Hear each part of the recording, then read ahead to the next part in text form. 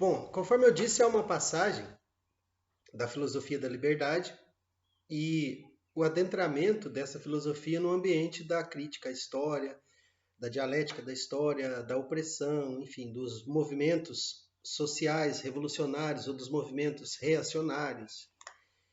E essa passagem ela se dá de maneira muito natural, por isso eu pude trabalhar isso como um desdobramento necessário e não um desdobramento situado, né, que foi demandado por um acontecimento histórico. Então se trata do desenvolvimento do pensamento que a gente chama de filosofia, que eu chamo, né, e não é consenso, mas é bem aceito, filosofia da liberdade. Bom, a princípio é importante lembrar que houve um momento na filosofia política, na história da filosofia, que nós conhecemos como contratualismo. Tratava-se de explicar as origens da nossa sociedade.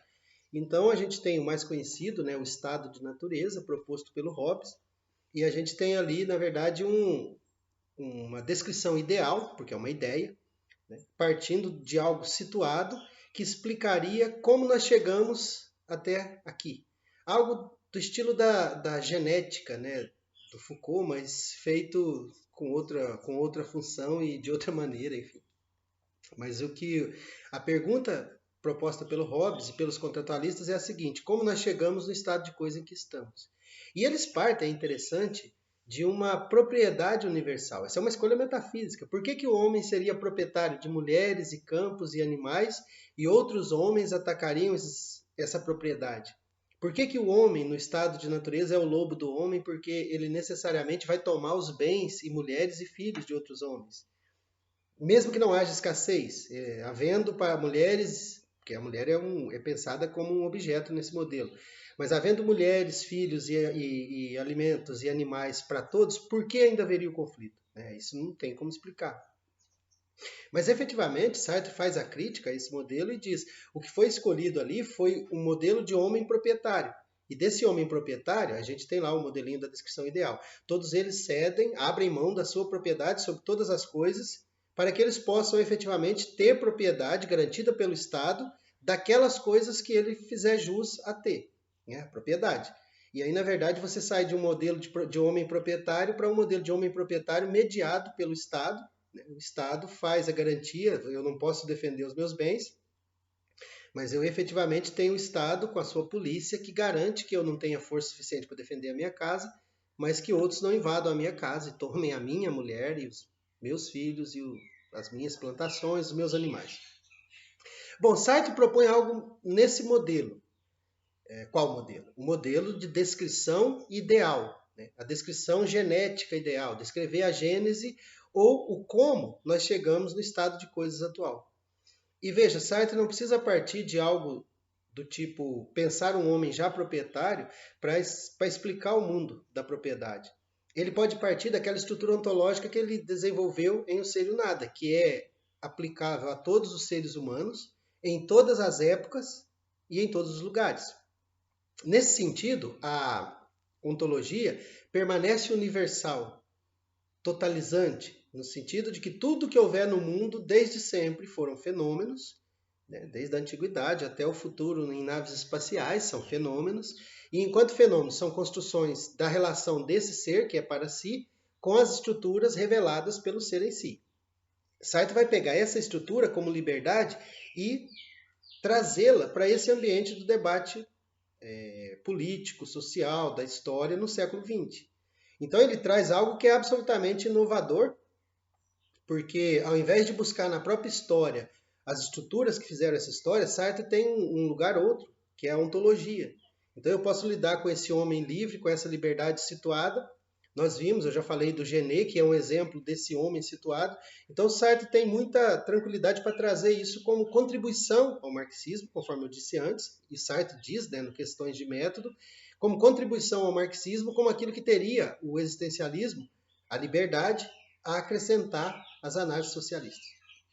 Bom, Sartre faz isso de várias maneiras, é uma obra enorme, aqui eu tenho apenas uma parte, mas trata-se da crítica da razão dialética, e nesse trabalho o que a gente tem efetivamente é um Sartre que está no ambiente, inclusive o vocabulário marxista, e que tenta explicar essa gênese, nesse momento que eu proponho, a gênese ideal da sociedade, do grupo em fusão, passando pelo grupo juramentado, chegando à fraternidade terror e, por fim, no que a gente compreende como sociedade. Então, é uma descrição ideal? É.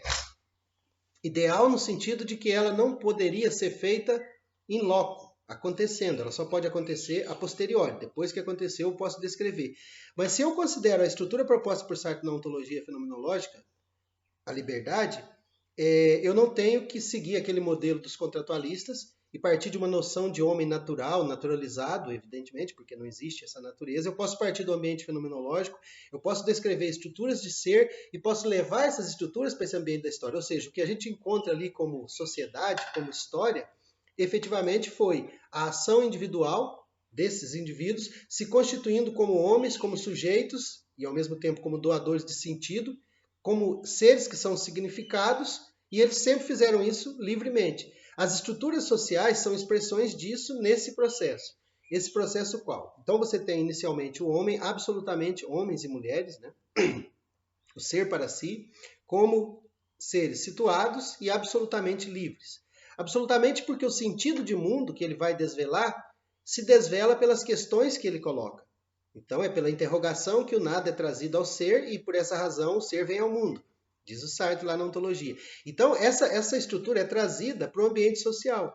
E nesse ambiente social, a gente já tinha o ser para outro, ou seja, eu me defino pela relação com o olhar do outro.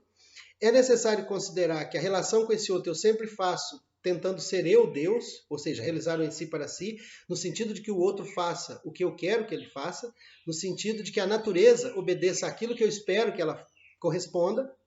Enfim, é uma tentativa de domínio. Então, se eu pego essa estrutura e levo ela para o ambiente da história, eu tenho a vantagem de partir do princípio de que o primeiro o homem teve para negociar era a liberdade. Liberdade sobre todas as coisas também, que seria a propriedade. Mas além da liberdade sobre todas as coisas, liberdade sobre si mesmo e sobre o seu sentido de mundo. A religião é um tipo de sentido de mundo que é distinto e que gera conflitos. Conflitos porque cada para si quer impor sua religião ao outro. Mas também são os modelos políticos, os modelos de organização social. Qualquer um deles que fosse absoluto, se o socialismo se realizasse como o globo inteiro, ele excluiria todas as outras possibilidades. Isso também não seria bom do ponto de vista da liberdade, né? Uma massificação da existência. De todo modo, Sartre pensa que isso nasce como liberdade, relação da liberdade entre liberdades, em que as liberdades abrem mão da sua liberdade sobre si mesmo, sobre o sentido de mundo, etc., que eram absolutas, em função de alguém, ou seja, um dos homens ou mulheres, que vai representar essa liberdade total, essa liberdade para todos. É por essa razão que Sartre descreve esse primeiro momento da união da liberdade como grupo em fusão. Ou seja, cada um vale o mesmo tanto que os demais. Nós nos reunimos porque individualmente nós temos mais dificuldade para fazer algo, mas em grupo nós podemos ter um resultado melhor. Por essa razão nós nos reunimos e fazemos algo. Esse algo é bom para todos, a princípio.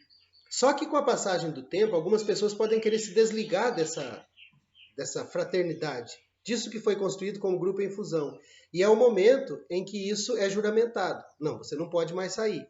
E o juramento leva à fraternidade terror, que é o momento em que a própria liberdade se volta contra ela, ou seja, os meus pares, que também são livres, que cederam a sua liberdade, voltam a sua liberdade para esmagar a minha, porque eu não estou obedecendo aquilo que foi estabelecido como sendo o modelo.